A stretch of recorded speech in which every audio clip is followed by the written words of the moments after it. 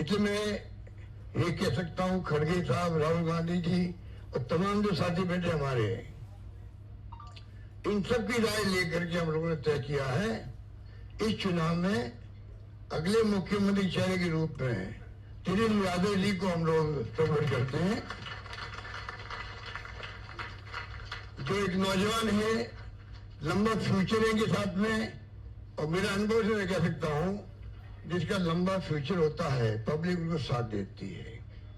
ये नौजवान है, कमिटमेंट रखते हैं, पिछली बार भी जो स्लोगन दिए थे, नौकरी के दो या कोई दो, या जो वादे किए थे उसमें खरे उतरे। ये ऐसा व्यक्तित्व आपके सामने नौजवान के रूप में आया है, सोच समझ के सबने फैसला किया है। ये नेता के रूप में उत्तरी मैदान में राहुल गांधी जी ने मिलकर जो यात्रा करी थी, बड़ा इम्पैक्ट है।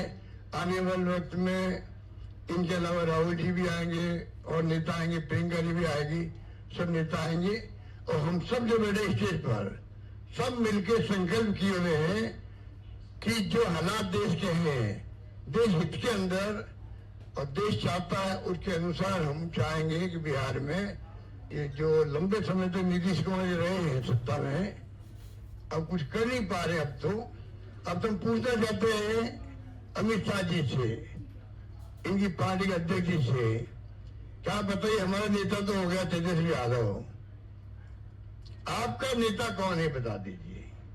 इससे काम नहीं चलेगा कि नीतीश कुमार के नेतृत्व में चुनाव लड़ा जाएगा।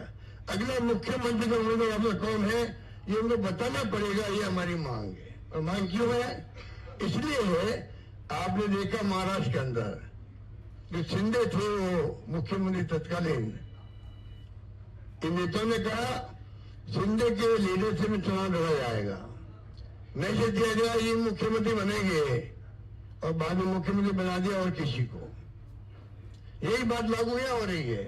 अमित शाह जी आए, क्या के चले गए, कम चुनाव के बाद में तय करेंगे मुख्यमंत्री कौन बनेगा हमारा, पर नीतीश कुमार के नेतृत्व में चुनाव लड़ा जाएगा। तो महाराष्ट्र का एग्जाम्पल सबके सामने।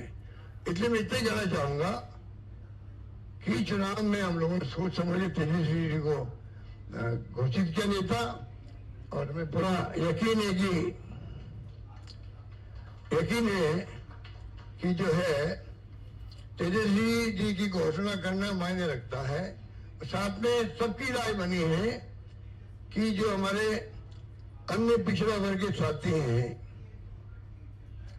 मुकेश सहनी जी, जिनको आप सब जानते हैं, मुकेश सहनी जी, जो एक संघर्ष करते हुए यहाँ तक पहुंचे हैं, अपनी पार्टी बनाई है, अपनी अकल होशियारी से, अपनी मेहनत से बनाई है, गरीबों के मसीहा के रूप में, अपनी कौम के मसीहा के रूप में उभर के आए हैं। ऐसे नौजवान को हमने तय किया है वो उप मुख्यमंत्री होंगे। साथ में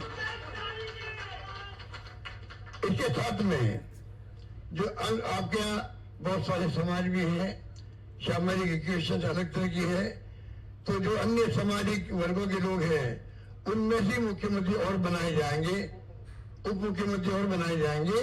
यही बात है कि मैं अपनी बात समाप्त करता हूँ। धन्यवाद। शुक्रिया अशोक गहलोत साहब।